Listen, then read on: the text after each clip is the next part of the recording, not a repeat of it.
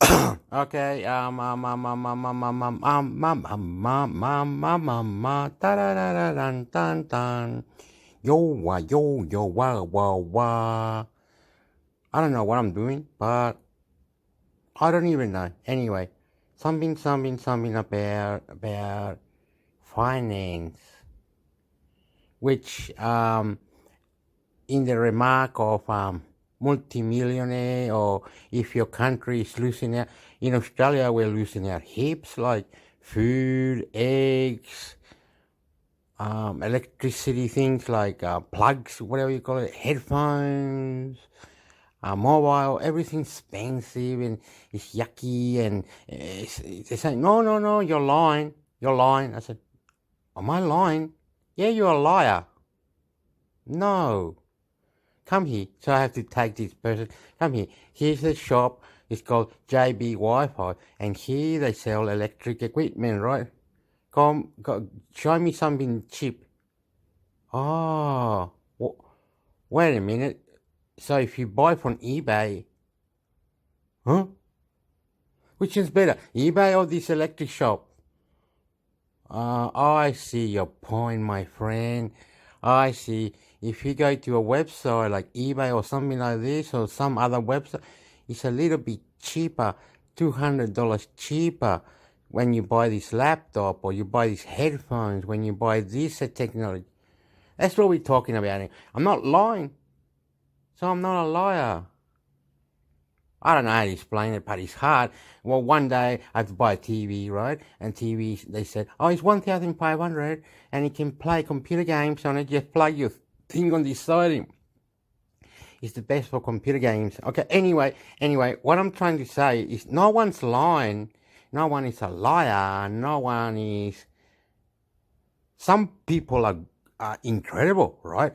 They say things like, if we go to live in another planet, we need to have a suit, we need to have prepare, we need to do this preparing. If we're not collecting the oil, our country don't have oil, everything's gonna go high, our food's gonna go high, less remedy things in the markets like bread, coffee, milk, sugar. People won't be able to buy that jumper, shirt, or sweater or whatever, or they won't get married properly, or they don't have a life, or it's incredible, it's a bit too hard. But it's not hard. You have to put your mind and investigate, put it out there, do things you've never seen. This person was saying that. He's beautiful. I love you for saying that. Some people say this, some people say that. Let's hear this,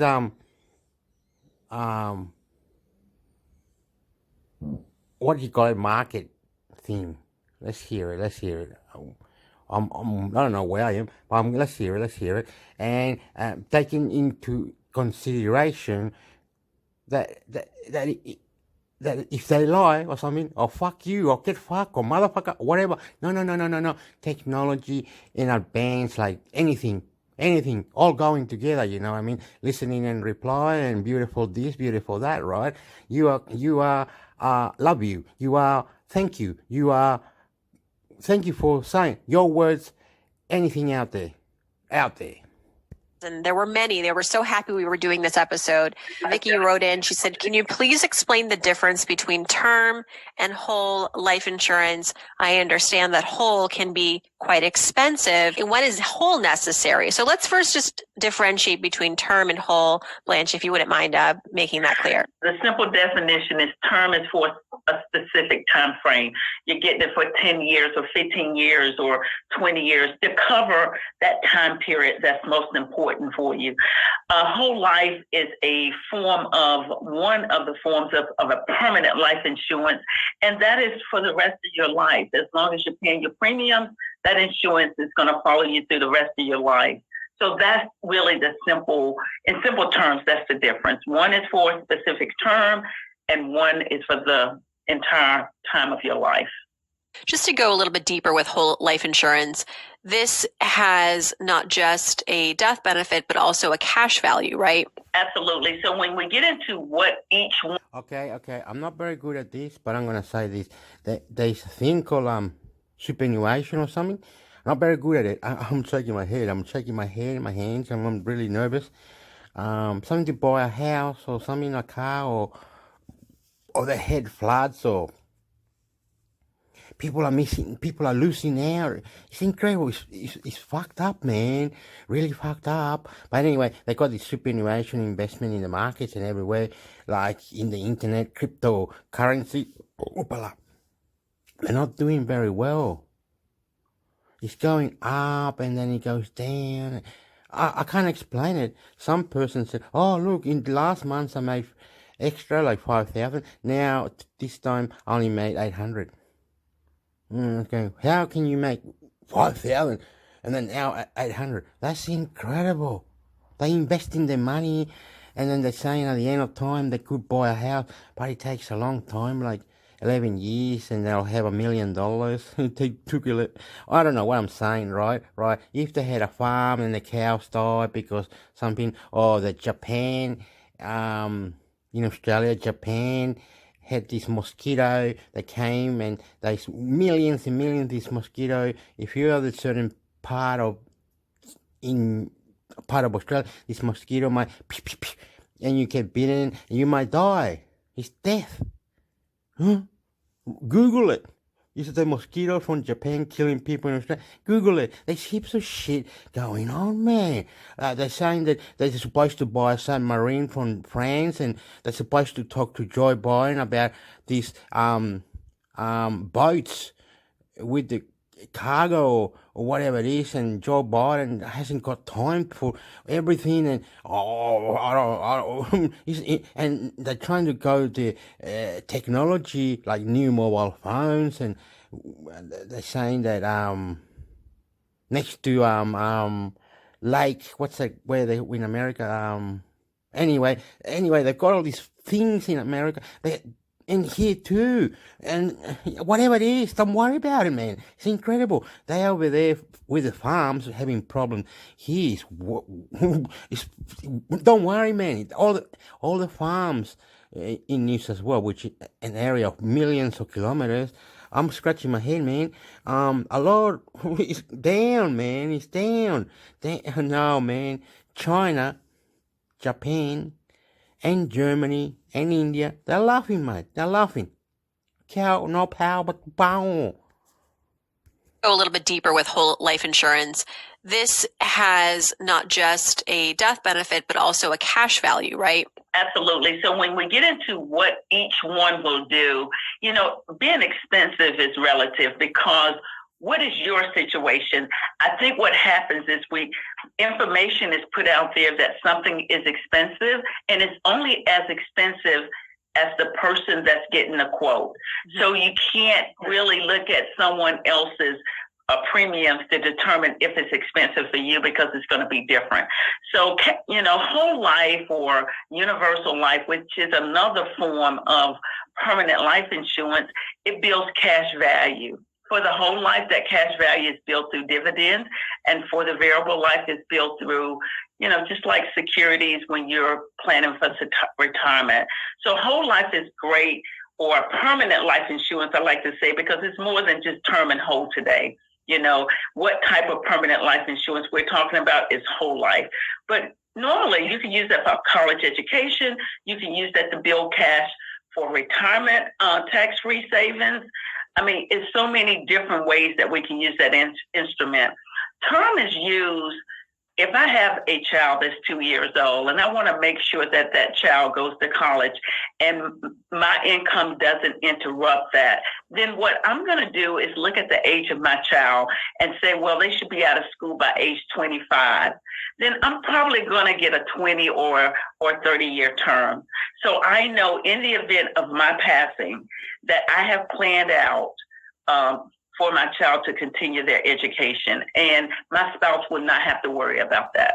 And we should just remind everybody that life insurance is a financial commitment that you make monthly, month after month. And so while, yes, how expensive it is relative to everybody based on what you can afford, it's really important to map it out and make sure that if you get the whole life insurance, you can commit to that price. that cost every single month, because that is the risk. You don't want to. I get so many questions, Blanche, and the reason I bring this up is because I do get questions often from people who have whole policies. Then they lose their job and it becomes too expensive. They realize, you know what, I don't know if I really need this. It was something that I inherited. I don't know if I need it. And so it's important to kind of look at long-term scenarios, and at the end of the day, just starting with the minimum, I think, is important. At the very minimum, getting a term policy and then maybe building onto that. And if people are wondering how much this costs, I mean, a recent survey found that the average term life policy for a 35-year-old woman, 20-year policy, $500,000 benefit, about $25 a month. Very affordable. And working with my clients, because I work with a segment of clients that are in that retirement red zone, you know, like I share with them and their family members, the first thing you need to sit down is to really address your goals. Mm-hmm. Again, you know, life insurance is very important, and it's always going to probably be a part of your planning. But when you sit down and you find out what your needs are, you will find out it's so affordable that you really actually increase the benefit, because you did not realize that it was not that much. The cost was very low. Well, this transitions us well to the next question from listeners, and this was a popular question, which is just, how do I calculate how much life insurance I need? I've heard a lot of different rules of thumb from the financial industry, things like 8 times or 10 times your annual salary. Is that a good place to start from? Well, it's a good place when you're planning on your own to look at 6 to 10 times to make sure you're on the safe side. You don't have a professional there to guide you through the process. But the best way to look at how much life insurance you need is really to sit down and really know what your income is, know what the debts are as of today, and know about any goals that you're trying to achieve that you want your family to continue to be able to do individually. You know, when I sit down with my clients, it's always goal-based driven. So I have my child that I want to go to college, and it's going to cost probably about $150,000. You know, I have an income that's $100,000, and I want 8 times that, you know. So you have to put all those numbers together. It's not just your income, because your income is going to help continue the lifestyle for the ones you leave behind.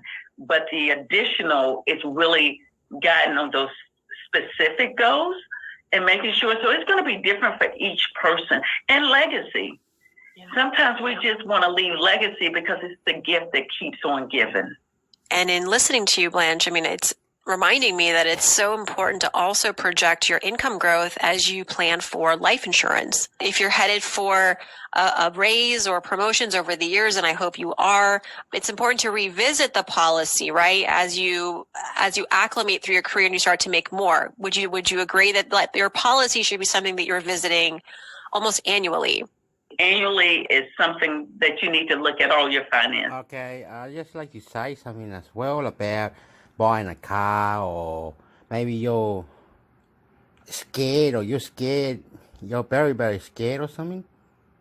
You're scared, right? You're a ninja, right? You're don't mess with me, motherfucker. Who gives a F off my hand?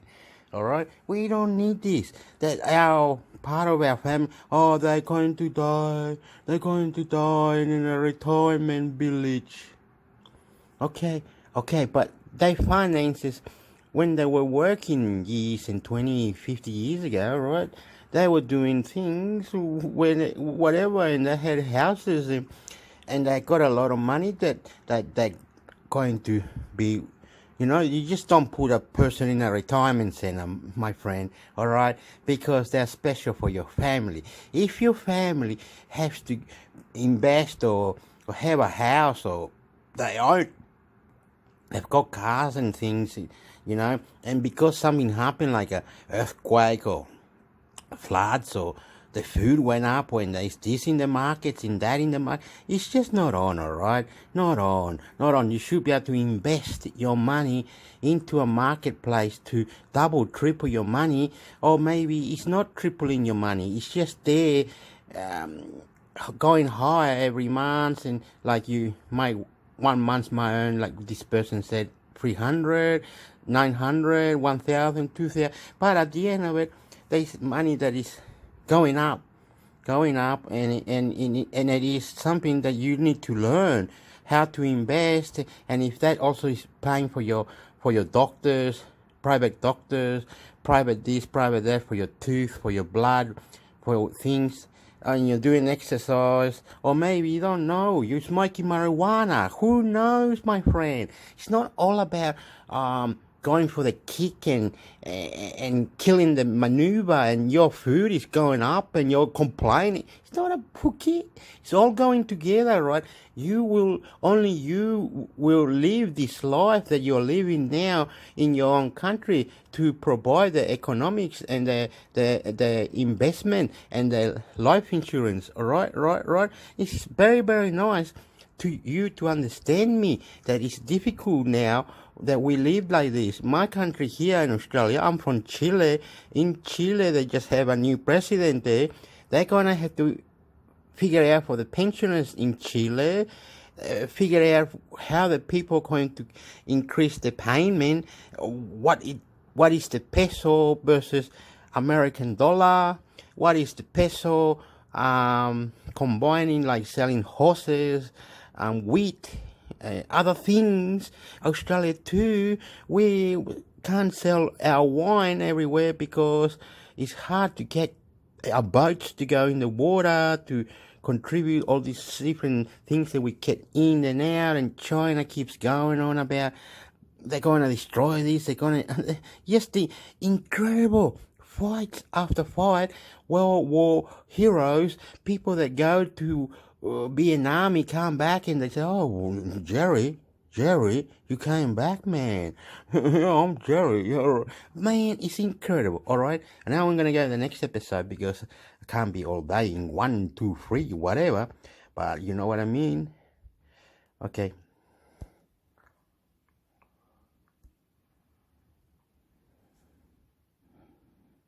Whoa, what's going on? This episode is brought to you by... Okay. We're going to go over here. Okay. I don't know, sometimes I get lost. The technology is really high. We're trying to combine that things that you said, or whatever you said, or how you said it, or where you said it, and however you said it, or you were saying it, or they were saying it, or he was saying it, or they're into the technology, I don't know. I'm going to go and make a coffee because I feel like a coffee, but I don't have coffee all the time, right? Because I've got a tin that it's not very big, and certain time it runs out, and then you gotta buy more coffee, right? You gotta save your money, you gotta look after yourself, you gotta invest, and you gotta put it together, and the country's going down the drain, and it kicking the ass and punching the mouth, and sporty. Learn a little bit, get a bit tough, mate. You know, God up there is praying for you. Someone is praying for you up in heaven, and are you going to hell? What's this, God? Come on, God. Don't be nasty to us humans because we did something wrong to you. No, God, behave, please. God is praying for you. You don't have to pray every day. You're supposed to have an angel inside of you. You're supposed to have powers in you. Like convert yourself into a lizard. You have created to be famous. You be created to be whatever, all going together out there, please. We the Verge started as a website called This Is My Next. It was a WordPress blog that y'all started, and then I came on just because everyone wanted to make sure that they stayed sharp with writing, but also because we were all we couldn't stop ourselves from wanting to comment on tech and review tech and say things about the news events that were happening. Yeah, that moment is actually really instructive. So we all left Engadget. We're recruiting Dieter. Dieter comes on. He's our first big hire. We started a website just to host what became the Vergecast. It was called This Is My Next Podcast because we didn't have a name. And we started the WordPress site just to put the podcast. We've got enough stuff. On your phone, you can do Zoom on your iPad, but most people have done Zoom on their laptop or whatever, and it's just a link to another tab. That's the Zoom call. It's just like just like this podcast we're doing right now is I don't know, they have an app, I guess, but I'm doing it on the Chrome browser. Yeah. Which is, by the way, Dieter, there's a little bit of gatekeeping on the web through Chrome, through Safari, through I have no idea about Edge. I have no idea. But No, Microsoft is desperately trying to gatekeep on Edge. Yeah. yeah, so there's a little gatekeeping there. But anyway, I just wanted to, when I was thinking about Dieter Bone, I was thinking about that lecture in the cab, which took almost no time to develop. Yeah. That's a very accurate. Well, okay, so let's talk about gatekeeping on browsers like Chrome, for example. Like when a company makes a website and it only works in Chrome, I refuse to say that it is a web app, that it instead is a Chrome app, or if it only works in Safari, well, that rarely happens, it's a Safari app. This is another one of my favorite things I've done at The Verge. I spent, God, Neil, when did I first pitch the definition of the web to you? It took like 2 years. It did take like 2 years. I kept on writing it and erasing it and writing it and erasing it and like talking to people on the web and whatever. This whole thing got started because John Gruber over at Daring Fireball had published a post wherein he argued that it was about apps versus web, and he argued something to the effect of like anything that uses HTTP is on the web, and therefore apps are part of the web.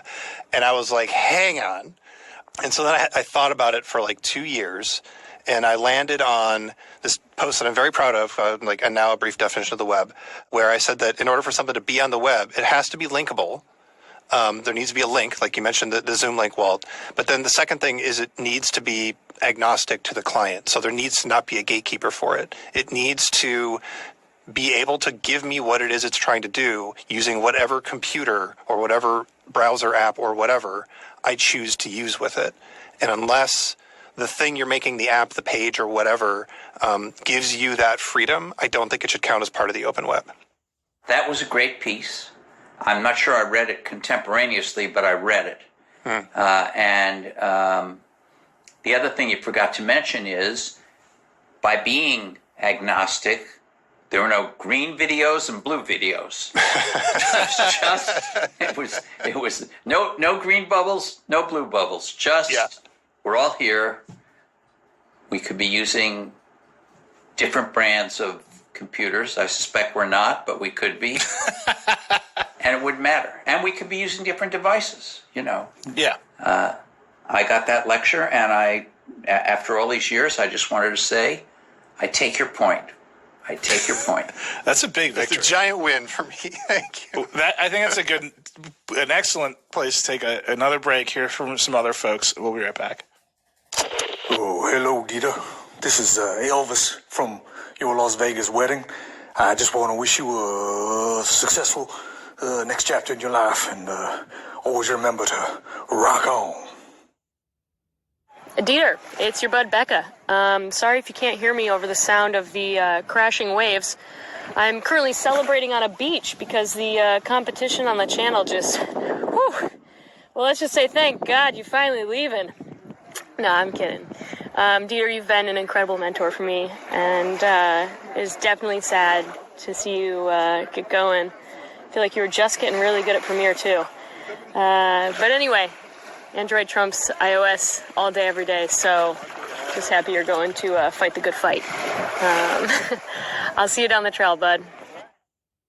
Hey, everyone. It's Lauren Good from Wired. And I had the absolute pleasure of working with Dieter for at least a few years at The Verge, which means that there are way too many stories that I can't possibly fit into this short little speech. But I think this sums Dieter up. The other day when Dieter texted me and asked if we could talk, I ended up messaging him the next morning at about 6:30, so it was pretty early, and he replied, "Good morning, LOL, glad to see we are both still," and then he put this in caps, "old people who are up too early." But I guess that story doesn't really encompass what a smart and kind and caring colleague and friend Dieter is. And this is something that I think Verge readers and Verge YouTube fans have really gotten a sense of over the years, because who Dieter is really shows in his coverage. And I know he is going to be sorely missed both at The Verge and in the world of journalism. But I also know he's going to do great and just be a great person no matter where he is. So good luck, Dieter. I would say I'll miss you, but hopefully I'll see you soon. Lastly, the three of us have worked together a lot. It would be remiss if we had this whole conversation. We shouldn't talk about the news because Dieter is not technically a Google executive, but we have covered an awful lot of Apple events together in our time. There's one next week. But Dieter, I just want to talk about that. I'm just going to take credit for it because it's the day you're leaving. Okay. I would say that we invented the sort of modern swarm and event approach, live vlog, live posts, immediate hands-on videos. That was something that we were doing before The Verge at our various sites.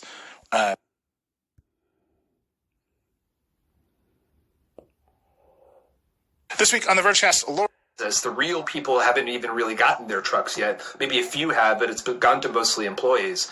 And so that is sort of the misstep that they made, was that there has not been the similar level of trust in the company. They don't know that this is going to be something that they will eventually receive. It's a hope and a prayer at this point that February cars, they'll get their truck. I love them. Can't get enough of them.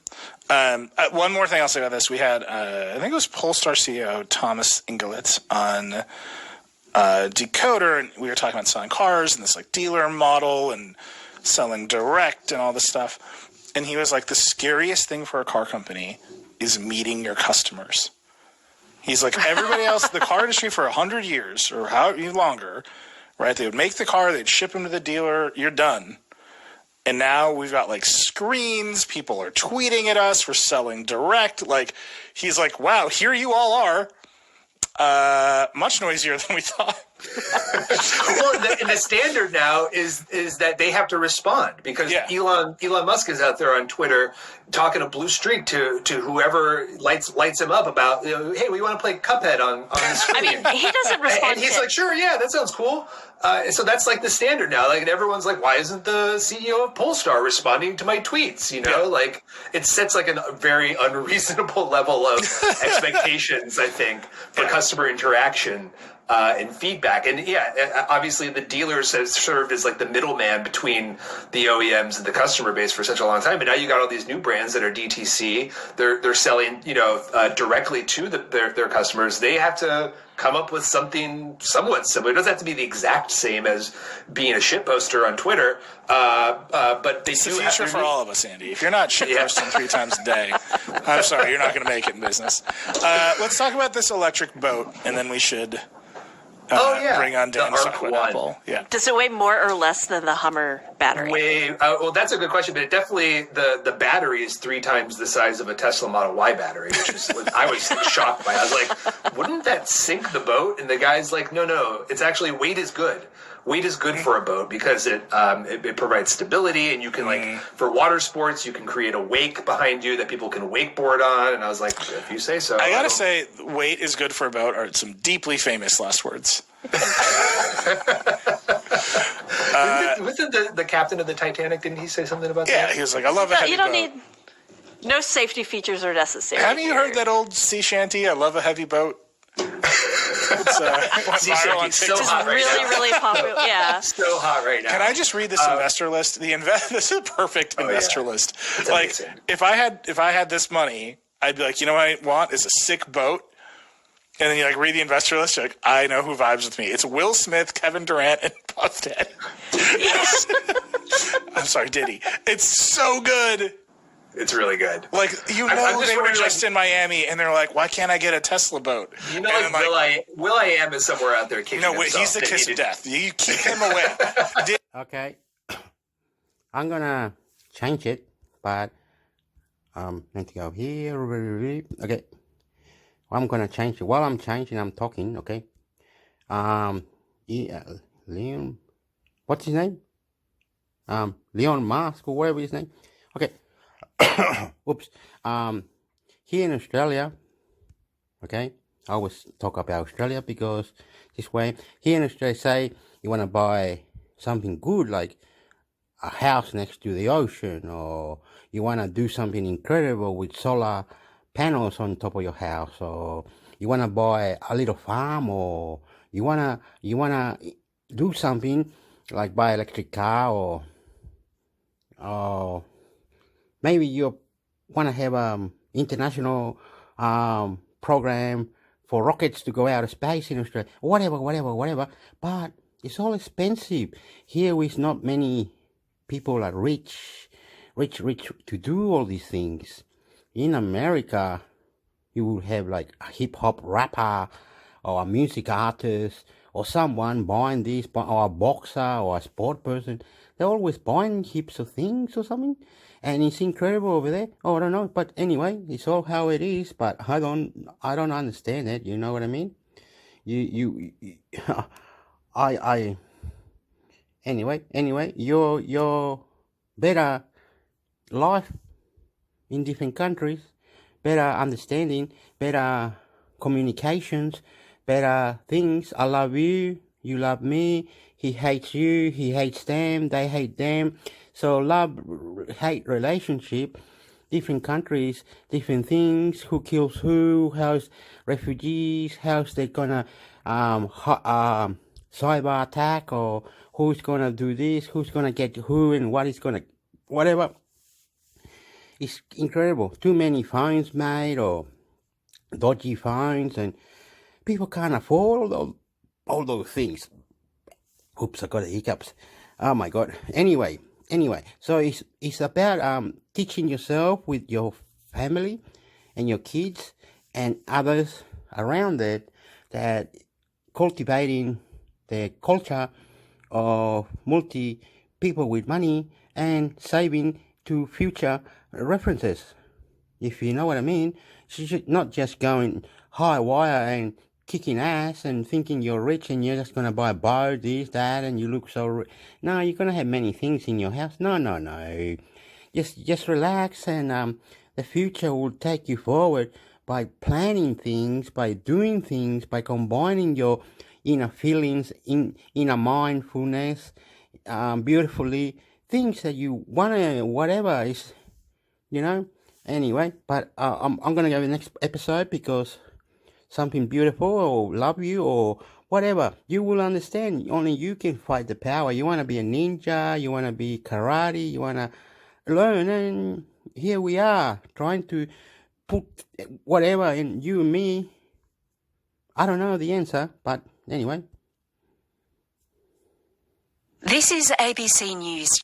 Okay, this is ABC News. Making sense of... Oh, it cuts out. Doesn't say... what, is it a say up here or something? Making sense of endless rain in its only March, but part of the East Coast has had more rain. Okay, it's world record, I suppose. Rain or whatever. Anyway, on the name of God, the society, the people are trying to see whether Europe is going to stop this war with Russia and Ukraine. The people are also saying about the war in America, and this rap music, like we were saying, and all these other sport people who are in America, rich, you might be saying something, all going together, but in respect, in honor, in your beliefs. You're beautiful. Keep it up. Keep it going. Don't give up. This is it. We'll love you, and we'll love you, and we'll love you, and we keep loving you. This is ABC News Daily. I'm Sam Hawley.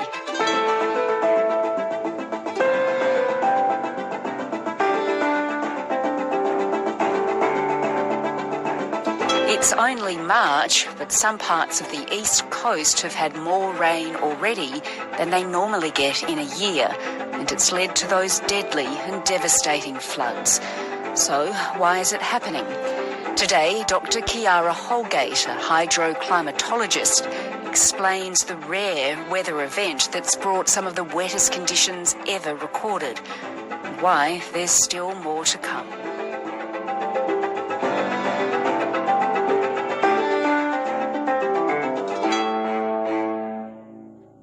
Well, I'm Dr. Kiara Holgate. I study how moisture moves through the atmosphere to affect our rainfall in Australia for droughts and floods. I guess, first of all, I want to ask you, how much rain has there been and how does that differ from years gone past? Well, in some parts of eastern Australia, in recent weeks, the amount of rain that's fallen is quite rare. So the amount of rain that's fallen in Sydney, for example, this year so far is completely off the charts. It's the largest amount of rainfall year to date that we've had since records began in the 1800s. And in other parts of the eastern region, say up towards Brisbane, the amount of rainfall that's fallen there is quite rare. I saw someone from the Bureau of Meteorology posted just this week that it was so rare that it had a much less than 1% chance of happening in any year. Wow. So yes, it's quite rare, the amount that's fallen. Okay, so that sounds pretty significant, actually. When did it start? I mean, take me back to when this weather began. Well, it's actually been quite wet for some months now. So if we go back to last spring, the Bureau of Meteorology was predicting above average rainfall for summer and now autumn. And if you remember back in last November, it was actually the rainiest November on record. Welcome to the Climate and Water Outlook for summer 2021-22. Summer could be wetter than normal across eastern parts of the country. Spring has been wetter than normal, with much of the rain falling in October and November. So with all that rain that fell in November and subsequent months, all of the catchments were filling up. So all of the soils were filling up, all of the rivers and dams were filling up. And so when you get extra rain on top of that, like we've had in the last few weeks, let alone so much rain, it's prime conditions for a flood. So there was so much rain way back in November and that really had a big impact now. That's right, exactly. What do you mean by the soil was filling up? The soil was still wet from November? So the soil's like a kitchen sponge. It just soaks up whatever moisture you give it, or perhaps another analogy is a flower pot. If you put lots of water on it really quickly, you'll see it just flows out the top and out the bottom. If you put water on it slowly, it can soak it up, but only to a point. And that's kind of how a catchment works. In the soils, in the plants and the trees and the rivers and creeks, once those stores are full, any extra water from rain just goes as runoff. So what's causing the rain in November and then subsequent rain and to this point where we've just had so much rain? What's the cause of it?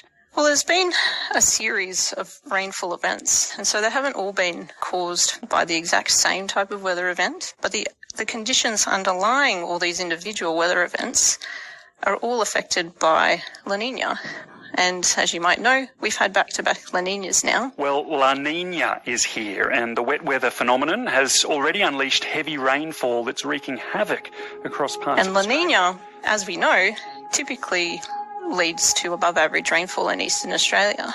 Just to remind me, what is La Nina? Yeah, so La Nina, or its twin, El Nino, is a climate driver that starts over the Pacific Ocean, over the tropical Pacific Ocean, where the ocean changes temperature, and then this affects winds as the winds flow over the ocean. And the winds change the atmospheric circulation, and those changes to circulation can actually impact weather all around the world. So, hang on, and you said we've had two of these back to back. What do you mean by that? The El Nino Southern Oscillation has a yearly cycle. It sort of starts up in sort of winter and spring, and it peaks in summer, and then it usually dissipates in autumn. And we've had two of these La Nina, or wet phases, 2 years in a row. And as far as I know, that's only happened twice before, I think, since the 1950s. Right, okay, so that's also contributing to this mass amount of rain we're having. Well, that's right. That's the interesting part of our research. We found that not only does La Nina affect our rainfall, but... Okay. No worries. You understand? They have, La Nina, whatever. Okay? Why don't they have El Chico, man? No worries. What we're gonna do, they say in 4 days there's gonna be more rain, right? For another 10, 15 hours. Okay, I don't know how this is. Anyway, I'm not a rain dancer or El Dia de la Muerte. I'm not a bad guy. I am making no changes to nothing. It's God. Where is God? Where are the aliens? Where are this technology that England's got to fly out of space and shit? England. Are we stupid or whatever? I don't know. It's sad that people has lost their mind with their future life and they got nothing. What do you expect? To cry now? Come on. Who created this madness of making a harp or a technology where it's going to snow whenever you put things up in the sky or whatever? Or can we have teleports? Can we become Jesus Christ? Can we do this into our bodies? Can we do that? Can we put a chip into it? If we put the chip into our arm, will it help very quickly to kill this virus? Can we help someone special, beautiful, creator or something that will manage us humans? We don't want to cry anymore. We're sick of crying now, and things are going up like petrol prices, oil, and mate, it's pretty. Anyway. Contributing to this mass amount of rain we're having. Well, that's right. That's the interesting part of our research. We found that not only does La Nina affect our rainfall by increasing the amount of moisture that gets funneled into eastern Australia, but also climate drivers associated with the Indian Ocean to our west and the Southern Ocean to our south. All of these can impact our rainfall, which scientists, we already knew. But what was unknown was exactly how these different climate drivers around Australia interacted with each other to dictate how much or how little moisture for rainfall was available in eastern Australia. There's always moisture in the atmosphere, but, at some places and some points in time, there'll be more in one spot than another, and it flows along with the air currents, and that's what's typically called an atmospheric river. And they can hold a lot of water. They can hold even more water than a regular river on the ground. Oh my gosh, so it's a river in the sky. Exactly. The other notable thing was it just never seemed to stop raining. It just didn't seem to go away. It rained for days and days and days on end. Why is that? So apart from the climate drivers I've described, over recent times we've had a series of low pressure systems that have come across from the west towards eastern Australia, and they're blocked actually from progressing any further. And when those low pressure systems are just stuck in place, they just rain and rain and rain. There's just all this extra moisture being funneled into eastern Australia. So when those low pressure systems come along, they're really able to put a lot of that moisture from the air down to the ground as rain. So where is all the water actually coming from then? Well, that's a great question. And in our research, we've discovered that all this water is actually primarily coming from the ocean to our east, so over the Tasman Sea and the Coral Sea. And it can also come as far away as the Indian Ocean and the Southern Ocean. Mm-hmm. And also it can come from the land, so from forests and lakes and rivers. Right, so there's weather systems combining, it's causing a huge amount of rain.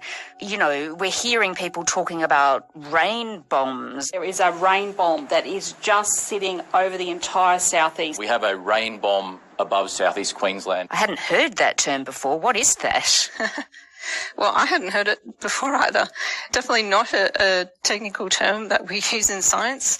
I guess it people are trying to convey just how much rain is falling, although I think it can be a little misleading because a bomb, although, it's a very evocative wording, it's sort of a single event, whereas what we've had with the rainfall has been a series of large rainfall events. We know Australia has been warming, by about 1.4 degrees. I mean, is climate change playing a role here? Well, we can't say that climate change has had no impact, but what's tricky to say is exactly how climate change has impacted these kinds of weather systems or this collection of influences. Right. What we are confident about is that as the Earth warms, the atmosphere can hold more and more moisture. And so any rainfall event that happens has the ability to be more intense.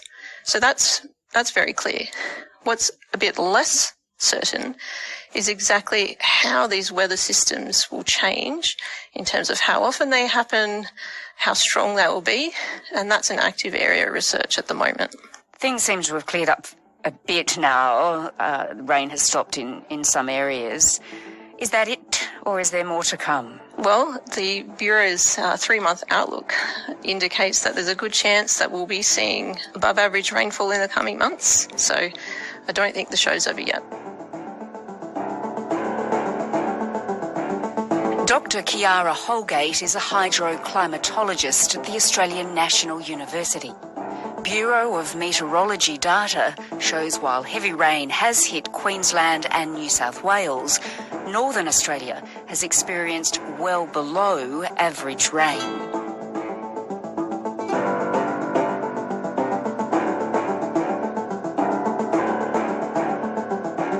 This episode was produced by Flint Duxfield.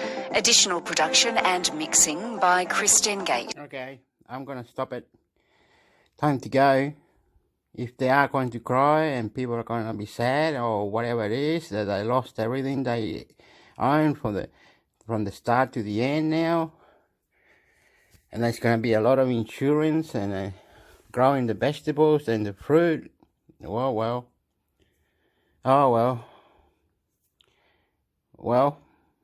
only God knows.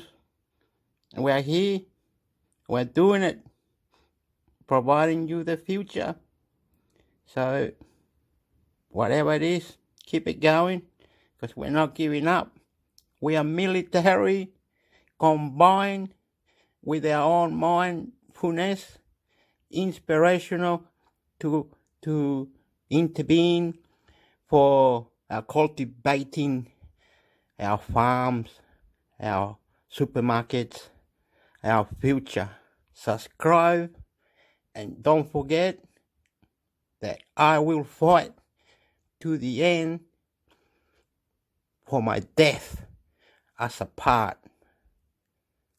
Adios, amigos. Subscribe. I love you.